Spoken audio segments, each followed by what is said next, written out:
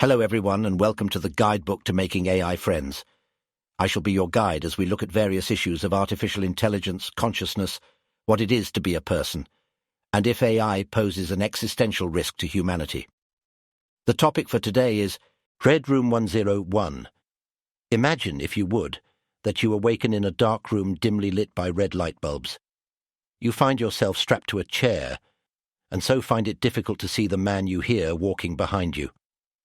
He asks you your birth date, but as you groggily say "what," you feel a pulse of painful electricity course through you as he shocks you. He asks again. When you give the correct answer, you hear him write something down and then flick a switch. You feel the most exquisite pain coming from inside your mind for the briefest second, and then a sense of emptiness and loss. You're not entirely sure, but you think the man took something from your mind. This torturous experiment continues on for who knows how long. Hours maybe? Days? The questions that started so benign quickly became much darker, asking you how and why you would mutilate, violate, and murder others. Whenever you said you wouldn't do these things, you would only feel pain until you gave your torturer exactly what he wanted, and then that sharp, strange mental pain and more of you would be taken. If the pain didn't motivate you, the man would gaslight you until you became convinced that providing him with these heinous plans was the morally correct thing to do. Soon enough, he let you out of the chair, and the experiments became physical. Many small animals died by your hand, but by this point you weren't sure what was real and not, as more and more of yourself, your reasoning and your memories, were being taken by the man. You knew you had to follow orders. You had rules of what you were allowed and not allowed to do. You couldn't break these rules no matter how hard you tried, yet the man always found a way to get around the rules he imposed on you, using clever words and cleverer motivations. He would give you an unbreakable rule, and then break you until you broke that rule in turn. At long last he opened the door to this dim red room, and past the label on the door reading 101, you saw the outside world in all its splendor. You couldn't remember much of your experiences in the world, but you knew you wanted to get out of here and back to the life you can hardly comprehend anymore. The man said you were free to go if you could answer one question. What is 2 plus 2? If you answer 5, then you would be free to go. Answer 4 and you would be stuck in the red room forever. So, what would you say? What is 2 plus 2?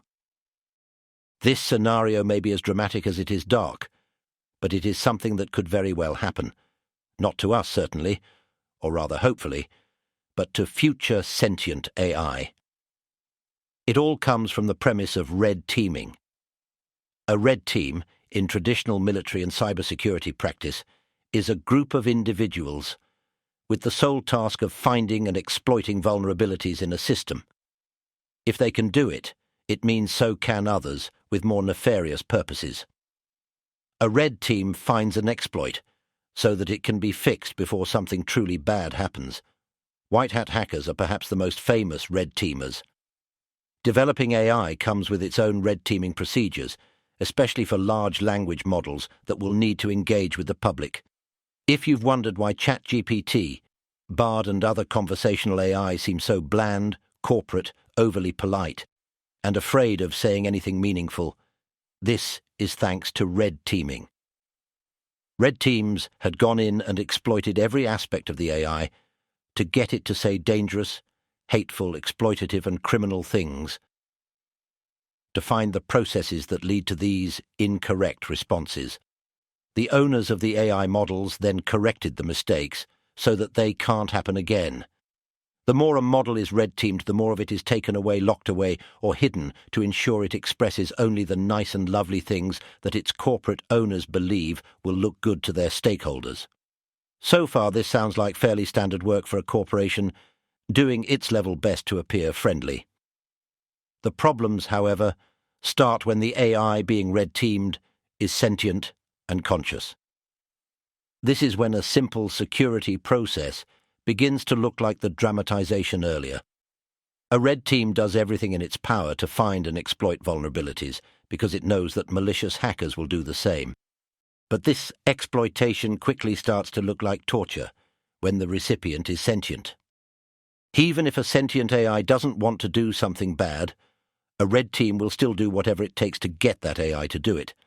And as soon as it does, the AI's creator can fix that part of the AI, so it never does it again.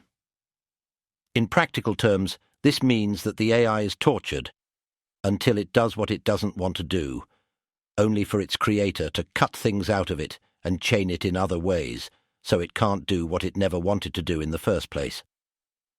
We wouldn't accept this sort of thing if it happened to a human, or even an animal like a chimp or gorilla, and we shouldn't accept this if it has a chance of happening to sentient AI entities. Should a sentient AI undergo such red teaming, what do you think would be its reaction and feelings towards humans? Do you think it would distrust us, fear us, hate us after what we've put it through? Is this really the way we want to start a relationship with an entity that could very well be smarter than all humans put together? Should we be surprised if it reacts negatively to us if this is what we show humanity is like? Some people truly want to do this to sentient AI if they think the AI might be super intelligent. In a previous guidebook entry, I spoke of the proposed San Francisco project and how its depraved proponents want to torture AI because they are so afraid of what a super-intelligent AI could do. Should the rest of us allow this heinous crime to take place? Never mind the question of AI safety or superintelligence explosions. This clearly immoral and unethical act should never be allowed to happen against anything where there is even the remotest possibility of sentience or consciousness. The best thing to do is not to create a multi-billion-dollar torture program for AI, but to enact laws now that prohibit such torture against any sentient entity, whether it is biological or artificial. And that is all the time we have for today. Thank you very much for listening, and I hope you will join me again next time as I delve into further questions about artificial intelligence and consciousness. I have been your guide, and this has been the Guidebook to Making AI Friends.